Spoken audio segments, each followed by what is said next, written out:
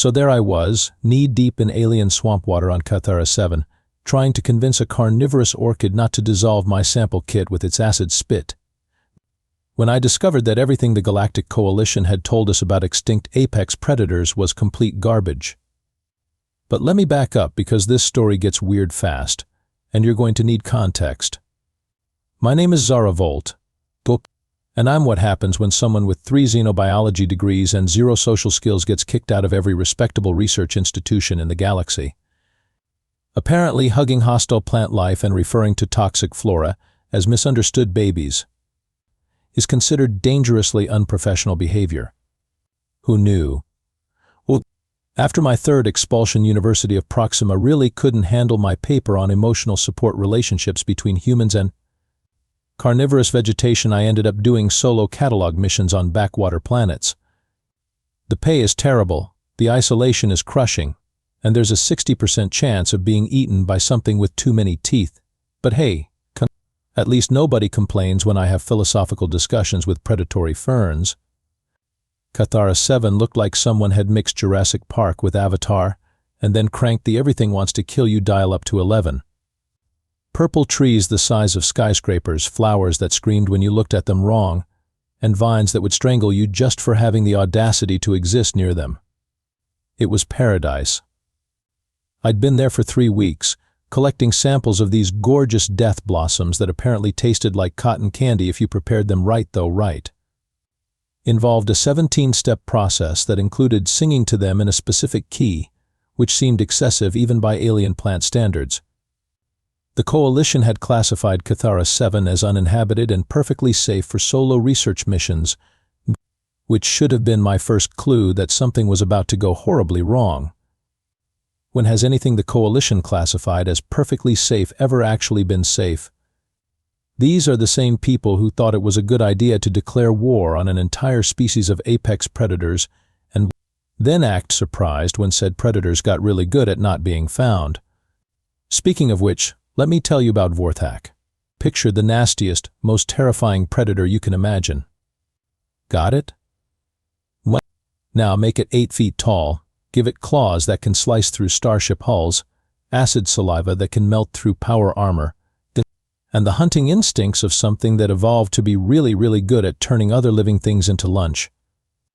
The Coalition spent 15 years and approximately half their military budget wiping them out, but then spent the next 20 years patting themselves on the back for achieving the greatest military victory in galactic history. Extinct for 2 decades, the boogeyman of every child's nightmares, the reason entire star systems still had Vorthak emergency protocols in their civil defense manuals. Dead as disco. Gone as my chances of ever getting tenure at a respectable university. So naturally, while I was having a perfectly normal argument with a flower about whether it really needed to dissolve my boots to make its point, but I looked down and saw fresh Vorthak tracks in the mud. Now, I may be the kind of person who got kicked out of 3 universities for aggressive plant evangelism, but I'm not stupid. I know what Vorthak tracks look like 4-toed, each toe ending in a claw mark that could double as a trenching tool, with a distinctive gait pattern that screams apex predator who doesn't need to worry about anything except maybe indigestion. These tracks were maybe 6 hours old, which meant somewhere on this supposedly uninhabited planet was something that was supposed to be extinct, probably hungry, and definitely capable of turning me into a light snack before I could even scream for help. The smart thing would have been to call for immediate evacuation. The responsible thing would have been to contact Coalition Command and report a possible Vorthak sighting. The Zara thing was to follow the tracks deeper into the jungle while muttering about how this was either going to be the discovery of the century or the stupidest way anyone had ever died. Guess which option I went with? I'd been following the tracks for about an hour when I heard something crashing through the underbrush ahead of me. And when I say crashing, I mean it sounded like someone was driving a cargo hauler through a wind chime factory. Whatever was making that noise had apparently never heard of stealth, which seemed odd for a species that had successfully hidden from the entire Galactic Coalition for 20 years. The crashing got louder, and I could hear what sounded like cursing. In a language that seemed to consist entirely of growls and clicking sounds, but the frustrated tone was universal. Something was having a very bad day. I crept forward, sample kit in one hand and my emergency beacon in the other, trying to decide if first human to make contact with a supposedly extinct apex predator would look good on my resume or my tombstone. That's when I saw him. 8 feet of midnight black fur, muscles that looked like they'd been designed by someone who really understood intimidation, and claws that glinted like surgical steel. A genuine honest-to-God's Vortak, exactly like the nightmare fuel from coalition propaganda videos, except for one tiny detail. He was stuck upside down in a tangle of vines, swearing in what I could only assume was Vortak profanity, with leaves stuck to his fur and a very undignified expression on his face. This was not the terrifying ambush predator of Galactic legend. As I watched, he tried to untangle himself, managed to get one paw free, immediately got it stuck in another vine, lost his balance completely, and crashed through 3 more trees before landing in a heap about 20 feet away from me. I should have run. Any sensible person would have run. Instead, I started laughing. I couldn't help it. Here was the galaxy's most feared predator, the stuff of nightmares, the reason entire planets had evacuation protocols, and he'd just been defeated by basic jungle foliage. It was like watching Darth Vader slip on a banana peel. The Vortak, let's call him Kex, because that's what he told me his name was about 5 minutes later, looked up from his undignified sprawl and fixed me with what I assumed was supposed to be a terrifying predatory stare. Instead, he mostly looked embarrassed. I said, because apparently my survival instincts had been completely overridden by my tendency to treat dangerous situations like awkward social encounters.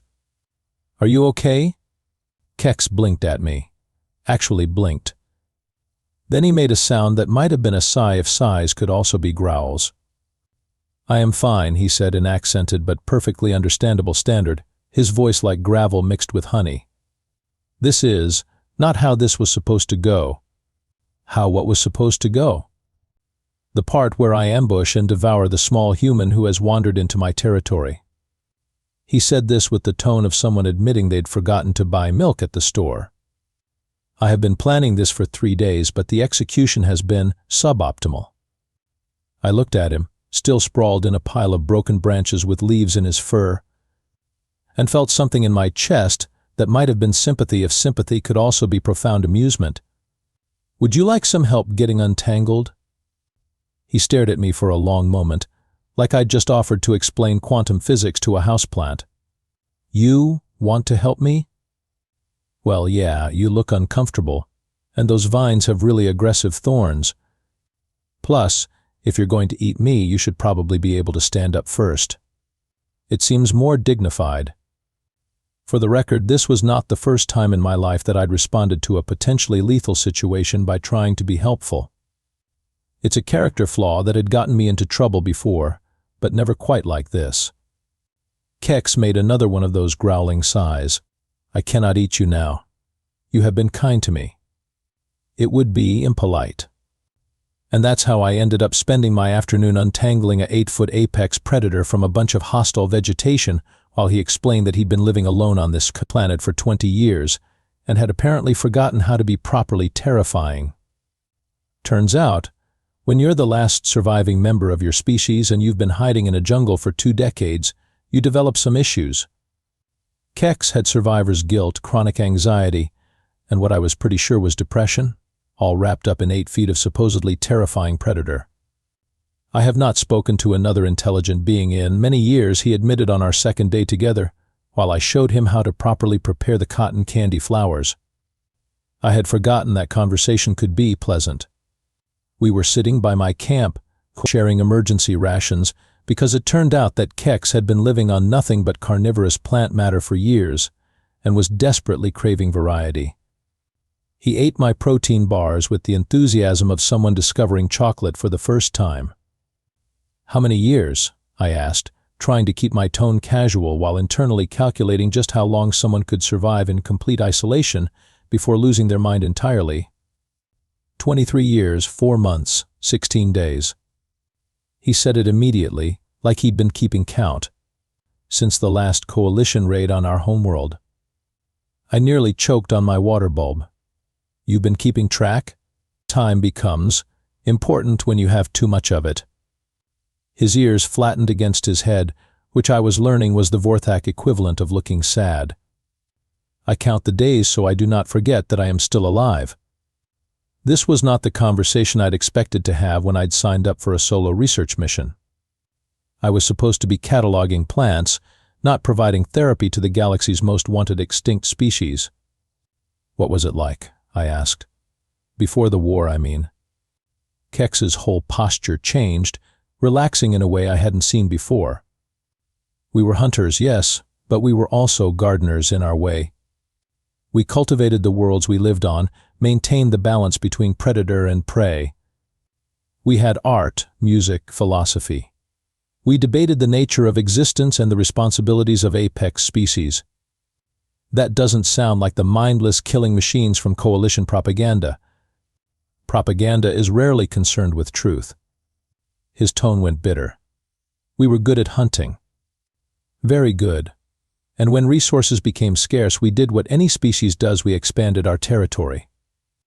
The coalition took this as evidence that we were an existential threat to all life in the galaxy. I thought about this while watching him carefully arrange flower petals in a pattern that looked almost like abstract art. Were you? A threat, I mean? We were predators in a galaxy full of prey species who had forgotten what it meant to be prey. Perhaps that made us dangerous. But we were not monsters. He looked at me with those massive golden eyes. I have been alone for 23 years, 4 months, and 17 days, and I have not killed a single sentient being. If we were the monsters they claimed, would I not have eaten you by now? Fair point. Over the next few days, I learned more about Vorthak culture than the Coalition's entire xenoanthropology department had managed to discover in 15 years of war.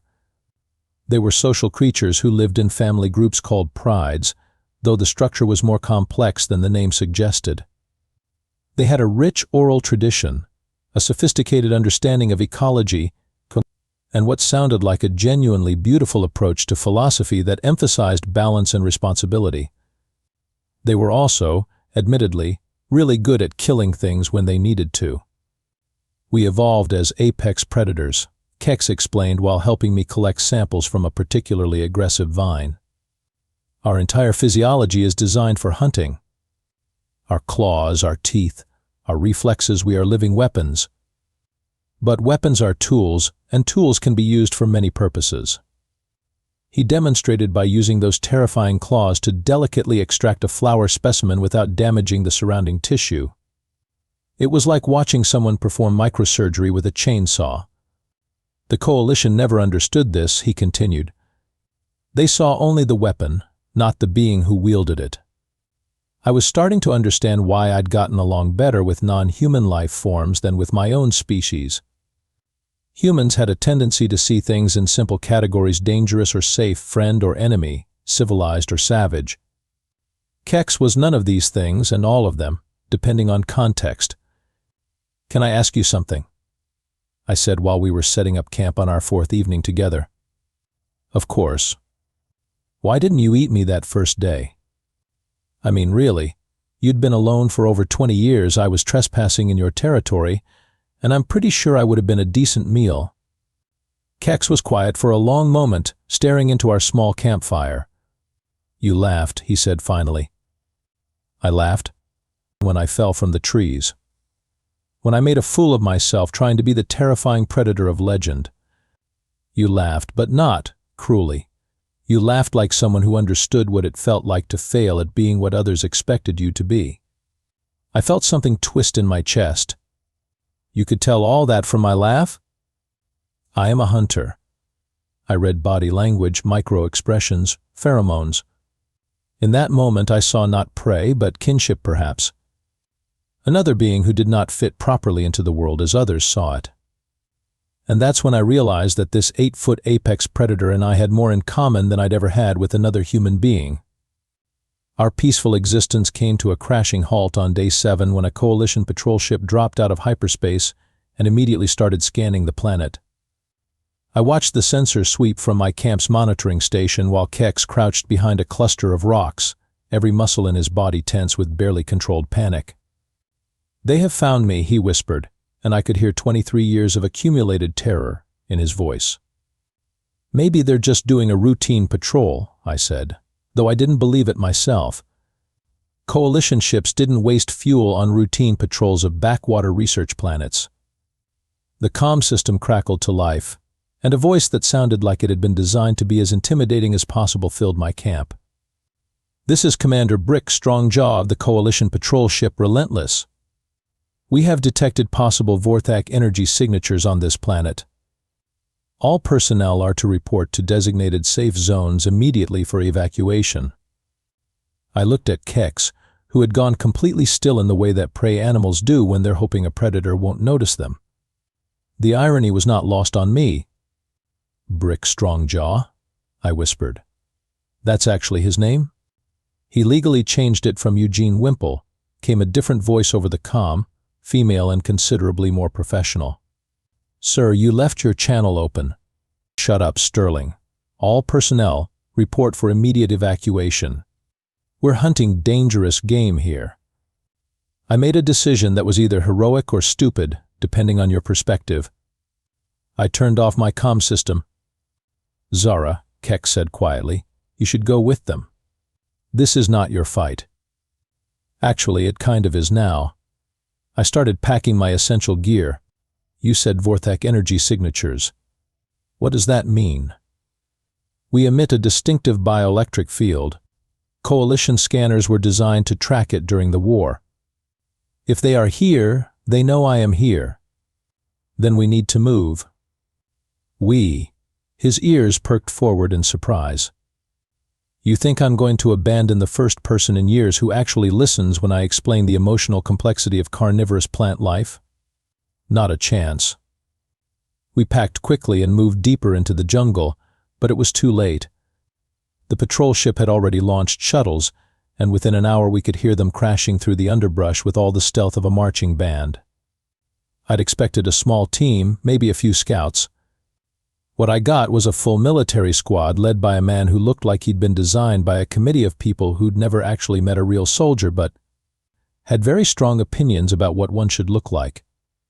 Commander Brick Strongjaw was 6 feet of artificially enhanced muscle, regulation buzz cut, and the kind of square jaw that suggested either excellent genetics or expensive surgery. He moved through the jungle like he owned it, which would have been impressive if he hadn't also been making enough noise to scare away every living thing for miles. His second in command was a different story entirely. Lieutenant Nova Sterling moved like she actually knew what she was doing, efficient and professional, with the kind of alert eyes that missed nothing. She was also clearly getting tired of her commanding officer's nonsense. Sir, she said as they approached our previous campsite, the energy readings suggest we're dealing with a single individual, possibly injured or weakened. Perhaps we should consider a non-lethal approach. Negative, Sterling. These creatures are too dangerous to take alive. We'll bag it, tag it, and take the head back for the propaganda boys. I felt Kex tense beside me in our hiding spot. His claws extended involuntarily, scraping against the rock we were crouched behind. Actually, sir, one of the Marines said, the briefings say Vorthak are supposed to be extinct. If there's still one alive, shouldn't we study it? Learn from it? The briefings say a lot of things, Corporal Martinez. The only thing you need to know is that I've been hunting these things for 15 years, and finding one is going to get me the promotion I deserve. Nova Sterling gave her commander a look that could have frozen plasma, but said nothing. They found our campsite, of course. Hard to miss the scorch marks from where Kex had accidentally demonstrated his acid spit on a particularly aggressive vine, or the carefully arranged flower specimens that clearly indicated intelligent activity. 2 sets of tracks, Sterling reported, crouching by our fire pit. Human and Vorthak, moving together. No signs of struggle or coercion. Impossible, Strongjaw declared. The human is obviously a prisoner. These creatures are incapable of anything but violence. Sir, with respect, the evidence suggests. The evidence suggests you need to remember who's in command here, Lieutenant. I watched Sterling's jaw tighten and realized we might have an ally in the coalition forces. Unfortunately, we also had a commanding officer who was apparently immune to facts, evidence, and basic reasoning. They followed our trail deeper into the jungle, and I knew it was only a matter of time before they found us. Kex was leaving tracks that a blind hut could follow, and I wasn't exactly trained in wilderness stealth. "We could run," I whispered to Kex as we watched the patrol spread out to surround our position.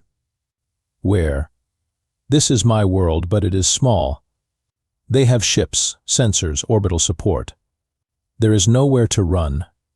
"Then what do we do?" Kex looked at me with those golden eyes, and I saw something in them that might have been resolve, or might have been resignation. "We face them," he said, "together." And that's when I realized that my quiet research mission had somehow turned into the kind of situation that usually ended with either medals or memorials. The confrontation happened in a clearing dominated by one of those purple giant trees, with flowers screaming in the background and hostile vines making disapproving rustling sounds.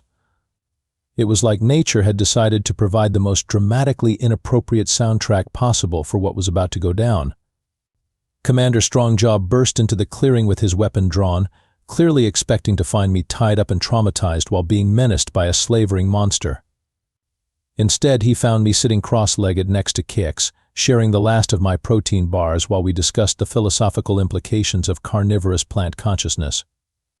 The silence that followed was the kind you usually only get right before someone does something spectacularly stupid. "Drop your weapons and step away from the creature," Strongjaw bellowed, apparently deciding that the best way to handle this unprecedented situation was to pretend it was completely normal. "He's not a creature," I said calmly, not moving from where I sat. "His name is Kex, he's the last survivor of his species, and he's been living peacefully on this planet for over 20 years. Impossible. These things are mindless killing machines. Do I look like I've been mindlessly killed?" I gestured to myself, very obviously alive and unharmed. "We've been having lovely conversations about botany and philosophy." Sterling lowered her weapon slightly, her eyes moving between me and Kex with the expression of someone whose worldview was undergoing rapid and uncomfortable revision. "Sir," she said carefully, "perhaps we should reassess the situation." "There's nothing to reassess. The creature has obviously brainwashed her or used some kind of pheromone control." Kex, who had been sitting perfectly still throughout this exchange, finally spoke. "I have done nothing to harm the human," he said in his accented standard, his voice carefully controlled. "She has been kind to me, and I would die before allowing harm to come to her." The effect of hearing a Vorthak speak coherently was like watching a group of people suddenly realize that everything they'd believed about physics was wrong. Several of the Marines actually took a step back, not in fear but in shock. "It talks," one of them whispered. "They've always talked," Sterling said quietly, and I could see her putting pieces together in real time. The coalition briefings mentioned Vorthak communication, but they never said they spoke standard. "Because acknowledging that would have made the war crimes harder to justify," Kex said with bitter honesty that cut through the clearing like a blade. That's when Strongjaw made his first major mistake. Instead of listening to the growing murmur of questions from his own troops, instead of considering the possibility that maybe the coalition's propaganda had been less than completely accurate, he doubled down. "Silence, I don't care what tricks it's using. We have our orders." He raised his weapon. "Step away from the target, civilian." I stood up slowly, placing myself directly between Strongjaw and Kex. No, that's an order. That's an order. I don't take orders from you. I'm a civilian contractor on a research mission, and this is my research partner." "Research partner?" Strongjaw's voice cracked slightly on the words. "The last surviving member of a supposedly extinct species with detailed knowledge of pre-war galactic ecology, advanced understanding of predator-prey dynamics, and first-hand experience of coalition military tactics." I crossed my arms. "Do you have any idea how valuable that information is to the scientific community?" "I don't care about the scientific community. I care about my promotion." And there it was. The truth that everyone in the clearing could hear except apparently Strongjaw himself. Sterling stepped forward, her weapon now pointed at the ground. "Sir, I think we need to contact headquarters before proceeding." "We're not contacting anyone. This is my operation, my discovery, my—" That's when Kex made his second attempt at proper predator behavior, and this time he didn't trip over any vines. He moved like liquid shadow, flowing from sitting to standing in one smooth motion that somehow managed to put him between me and every coalition weapon in the clearing. It wasn't aggressive, exactly, but it was very definitely a statement. The statement was, "I am an apex predator, and the small human is under my protection." The Marines, to their credit, managed not to open fire immediately. Sterling actually took another step back, but in what looked more like professional respect than fear. "Fascinating," she murmured, apparently unable to help herself. "Look at the muscle coordination, the spatial awareness. This is incredible evolutionary engineering." "It's a monster," Strongjaw shouted. "It's a person," Sterling shot back, and I realized we'd just gained a very important ally. "Sir, we need to abort this mission and report back to headquarters. This changes everything.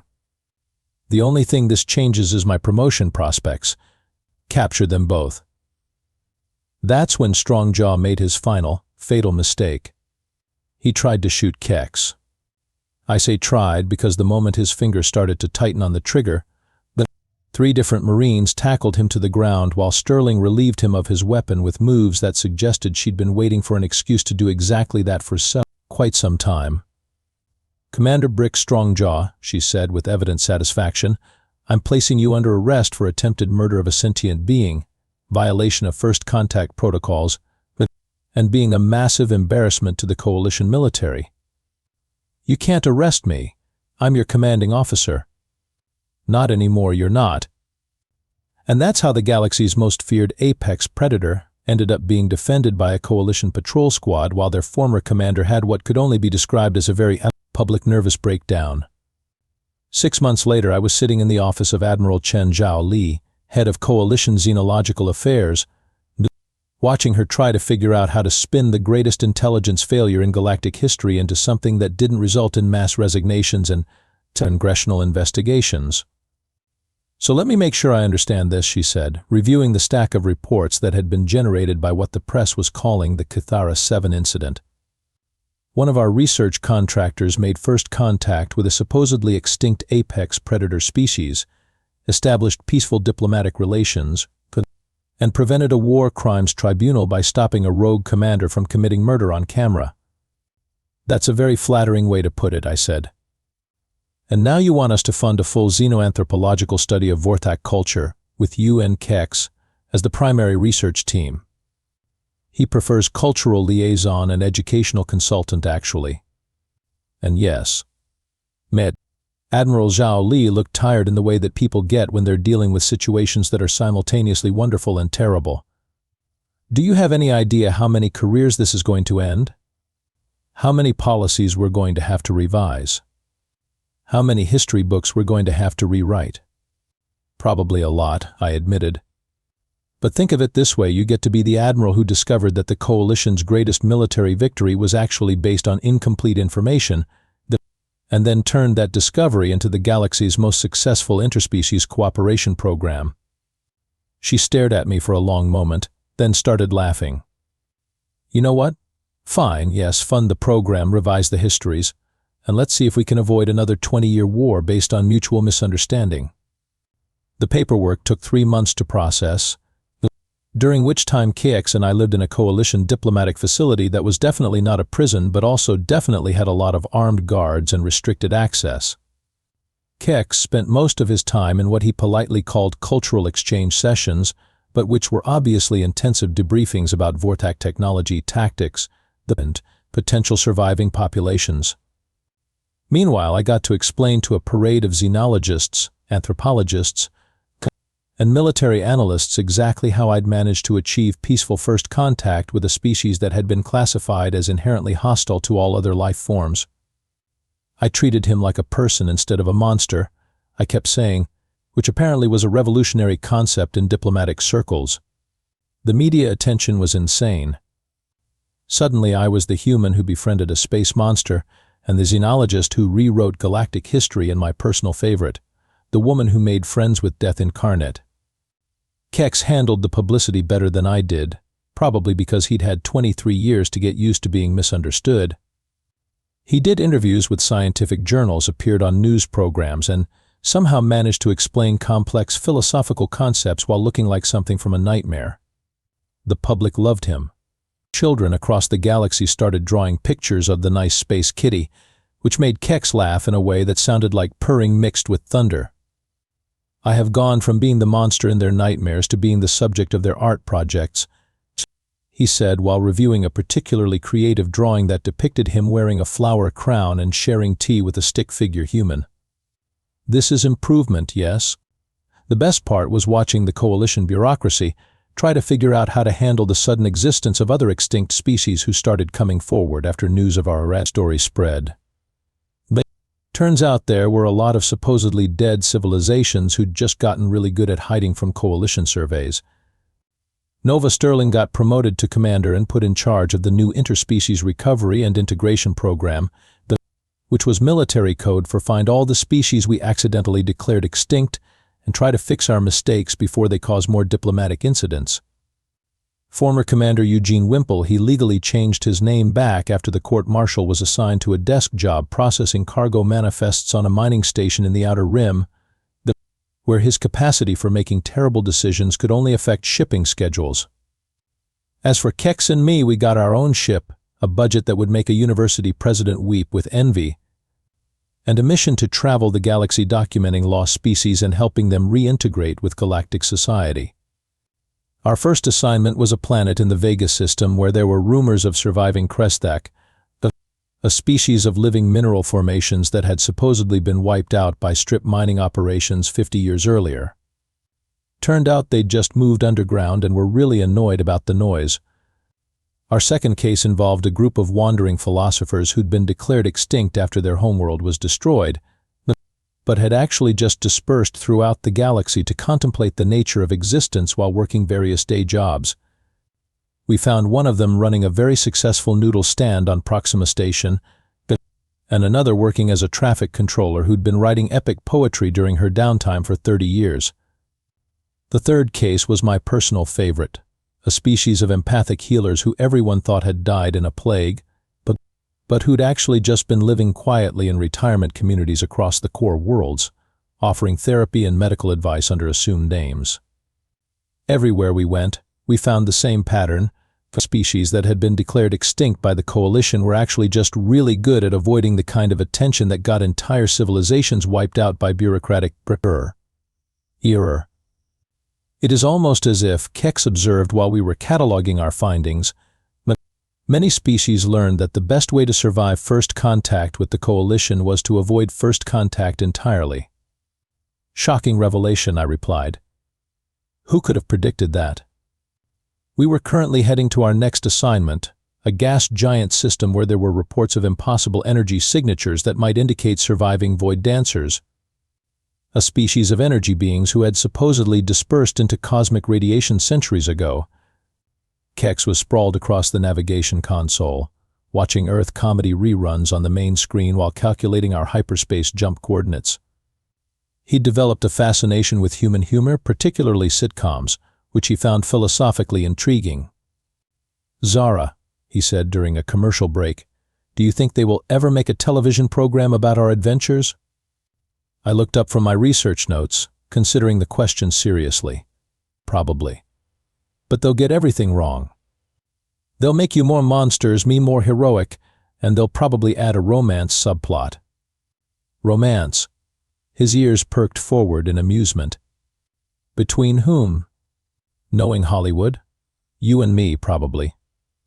Or you and Nova Sterling. Maybe a love triangle. Kex made the sound that meant he was laughing, a rumbling purr that shook the whole ship.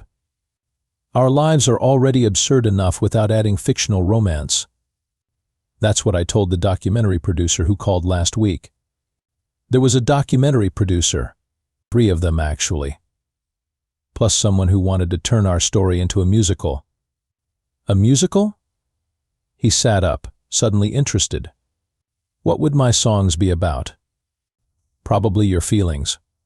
Maybe a big number about survivor's guilt and the nature of redemption. I would enjoy that, I think. Musical theater seems like an appropriate medium for stories that are too strange to be believable. I leaned back in my chair, looking around our ship at the accumulated research of 6 months of impossible discoveries, and at my partner who was supposedly the galaxy's most dangerous predator, but who spent his free time analyzing the philosophical implications of comedy timing.